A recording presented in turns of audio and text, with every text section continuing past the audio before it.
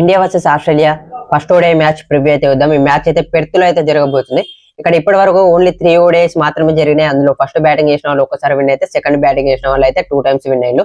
So mostly bowlers friendly wicket అయితే ఉంటది, main గా ఫాస్ట్ బౌలర్స్ కి. సో ఇక్కడ స్కోర్స్ కూడా ఎక్కువ రాలేదు. యావరేజ్ స్కోర్ అయితే 184 ఉంది. హైయెస్ట్ చేజ్ కూడా 159 ఉంది. హైయెస్ట్ స్కోర్ చూసుకున్న మాత్రం 259 ఉంది ఈ స్టేడియం లో. అది కూడా ఫస్ట్ బ్యాటింగ్ చేసిన వాళ్ళు స్కోర్ వేసిళ్ళు. సో ఫస్ట్ బ్యాటింగ్ చేస్తే మాత్రం ఒక మంచి స్కోర్ అయితే బోర్డు మీద పెడితే గెలవడానికి చాలా ఛాన్సెస్ ఉన్నాయని చెప్పొచ్చు. ఇక ఈ మ్యాచ్ లో రోహిత్ శర్మ అండ్ విరాట్ కోహ్లీ అయితే బ్యాక్ వస్తున్నారు. ఆఫ్టర్ ఛాంపియన్స్ ట్రోఫీ తర్వాత ఆల్మోస్ట్ 223 డేస్ తర్వాత బ్యాక్ వస్తున్నారు. అది మెయిన్ హైలైట్ గా చెప్పుకోవచ్చు. సో ఈ మ్యాచ్ లో మన టీమిండియా ఓపెనర్ శుభ్మన్ గిల్ అయితే కెప్టెన్ గా ఛార్జ్ తీసుకోబోతున్నారు. ఈ కెప్టెన్సీ డెబ్యూట్ తో గిల్ ఎరా అయితే స్టార్ట్ అయిపోతుంది అని చెప్పొచ్చు. ఇండియా తరపున ఓడిఐలో యంగెస్ట్ కెప్టెన్ శుభ్మన్ గిల్ అని చెప్పుకోవచ్చు. ఈ డెబ్యూట్ తర్వాత 26 years 41 days కే ఓడిఐ కెప్టెన్ అయితే అయ్యిండు. నితీష్ కుమార్ రెడ్డి అయితే డెబ్యూట్ చేయొచ్చు.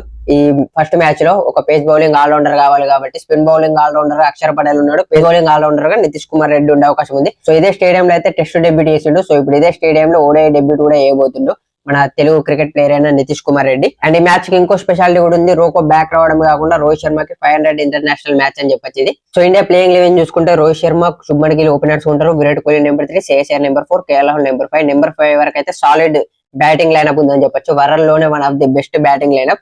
ఇక నెంబర్ 6 లో అక్షర్ పటేల్ రావచ్చు. నెంబర్ 7 లో నితీష్ కుమార్ రెడ్డి రావచ్చు. హార్దిక్ పాండ్యా లేడు కాబట్టి ఒక పేస్ బౌలింగ్ ఆల్రౌండర్ ఉంటే బాగుంటది. నెంబర్ 8 లో కుల్దీప్ యాదవ్, నెంబర్ 9 లో సిరాజ్, నెంబర్ 10 లో హర్షిత్ రాణా, నెంబర్ 11 లో ప్రసిద్ధ్ కృష్ణ ఉంటాడు అనుకుంటున్నాను. ఎందుకంటే ప్రసిద్ధ్ కృష్ణ, హర్షిత్ రాణా మంచి హైట్ ఉంటారు. సో బౌన్స్ ని యూజ్ చేసుకునే అవకాశం ఉంది. ఆస్ట్రేలియా పిచ్చెస్ లో ఎక్కువ బౌన్స్ ఉంటది కాబట్టి.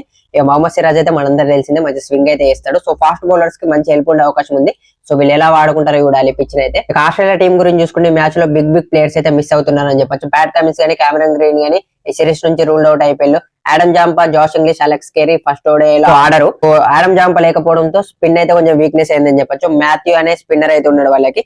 అలాగే జోష్ ఇంగ్లీష్, అలెక్స్ కేరీ ఇద్దరు వికెట్ కీపర్స్ ఆడతలే కాబట్టి జోష్ ఫిలిపే కి ఛాన్స్ వచ్చే అవకాశం ఉంది వికెట్ కీపర్ గా. జోష్ ఫిలిపే ఎవరు మీకు తెలియదు అనుకుంటే 2020 లో ఆర్సీబీలో అయితే ఉన్నాడు. బీబీఎల్ లో కూడా సిడ్నీ సిక్సర్స్ కి అయితే ఆడతాడు. చాలా మంచి ప్లేయర్ అని చెప్పొచ్చు. మంచి హిట్టింగ్స్ అయితే చేస్తాడు అతను. ఓడైలో ఎలా ఆడతాడు చూడాలి ఆస్ట్రేలియాకి. కెమెరన్ గ్రీన్ ని మార్నస్ లబుషేన్ అయితే రీప్లేస్ చేస్తుండే ఓడే స్క్వాడ్ లో. సో అతను మంచిగా ఆడే అవకాశం ఉంది.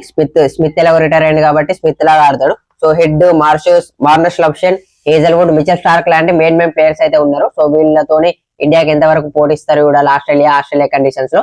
సో మ్యాచ్ లో ఎవరు విన్ అవుతారు అనుకున్నారు కింద కామెంట్ చేయండి. అలాగే నెక్స్ట్ వచ్చే ప్రో కబడ్డీ క్రికెట్ వీడియోస్ కోసం మన పేజ్ అయితే ఫాలో అయిపోండి.